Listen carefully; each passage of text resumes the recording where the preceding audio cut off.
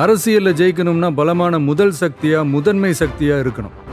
அதுக்கு நல்ல கொள்கைகள் தேவை. ஏன்னா கொள்கைகள் தான் அரசியலுக்கான ஸ்ட்ரென்த், டிசிப்ளின் எல்லாமே. அப்படியான அரசியல் பயணத்துக்கு நாம யாரை துணையாவும் வழிகாட்டியாவும் எடுத்துக்கணுங்கிறதுல ஒரு நல்ல தெளிவும் புரிதலும் இருக்கணும்.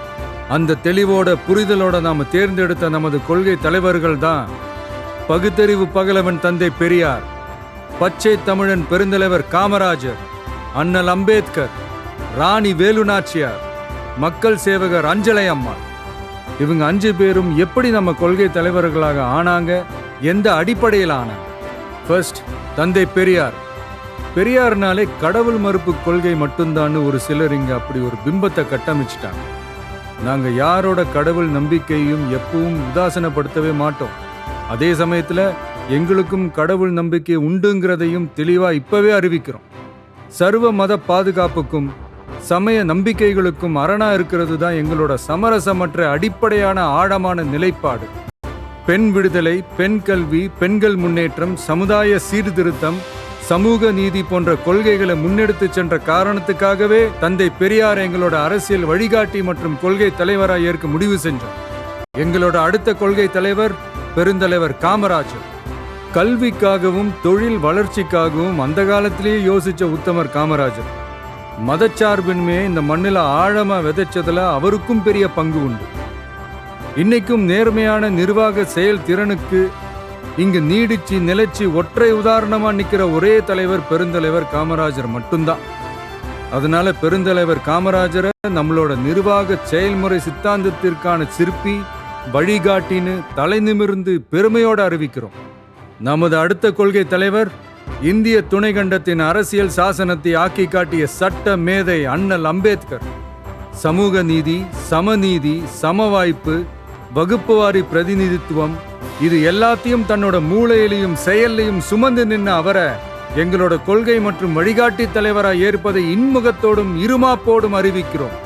எங்களின் ஆகப்பெரும் அடுத்த வழிகாட்டி இந்த தமிழ் பெருநிலத்தின் சிவகங்கை பகுதியை கட்டியாண்ட மாபெரும் பேரரசி, பெண்ணரசி ராணி வேலு நாச்சியார். தன்னோட கணவரை இழந்த பிறகும் கூட கைம்பெண்ணா வீட்டுக்குள்ளேயே முடங்கி கிடக்காம வாளேந்தியும் வேலேந்தியும் இந்த மண்ணை காக்க போர்க்களம் புகுந்த வீர புரட்சியாளர். இந்தியாவோட முதல் விடுதலை பெண் போராளி தான் நம்ம வேலு நாச்சியார். நாடாண்ட தமிழச்சி. எதிரி எவ்வளவு வலிமையா இருந்தாலும் சரியான நேரம் பார்த்து இறங்கி அடிச்சா யாரா இருந்தாலும் ஜெயிக்கலாங்கிறத அர்த்தத்தோட சொன்னதுதான் அவங்க வாழ்க்கை.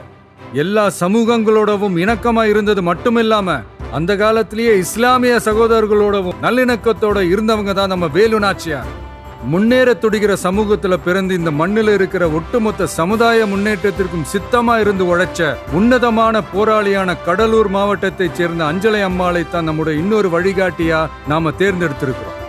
நிறை மாத கர்ப்பிணியா இருந்தப்பவே கொஞ்சம் கூட யோசிக்காமலும் பயமில்லாமலும் போராட்டத்துல கலந்துகிட்டு கைதானவங்க பரோல்ல வெளிவந்து குழந்தை பெத்துக்கிட்டு அதுக்கு அப்புறமும் கை குழந்தையோட கெத்தா சிரிச்சுக்கிட்டே மீண்டும் சிறைக்கு போன ஒரு சூப்பர் லேடி தான், லேடி சூப்பர் ஸ்டார் தான் நம்ம அஞ்சலை அம்மாள். சட்டமன்ற உறுப்பினராகவும் இருந்தவங்க. மகாத்மா காந்தி, மகாகவி பாரதி, பெரியார்னு எல்லா பெரியவங்களாலையும் பாராட்டப்பட்ட நம்ம தமிழகத்தோட களங்கமற்ற குலவிளக்கு தான் அஞ்சலை அம்மாள். இதுவரைக்கும் பெண்களை கொள்கை தலைவர்களா வழிகாட்டியா எந்த அரசியல் இயக்கமும் அறிவிச்சதில்லை. முதல் முறையா அதுல முத்திரை பதிக்கிறது நம்மளோட தமிழக வெற்றி கழகம் தான்றத பெருமையோடவும் கர்வத்தோடவும் சொல்றோம்.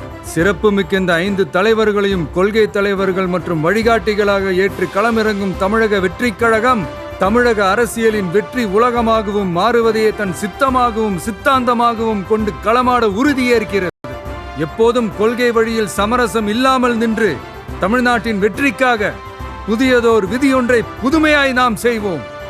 வெற்றி நிச்சயம்.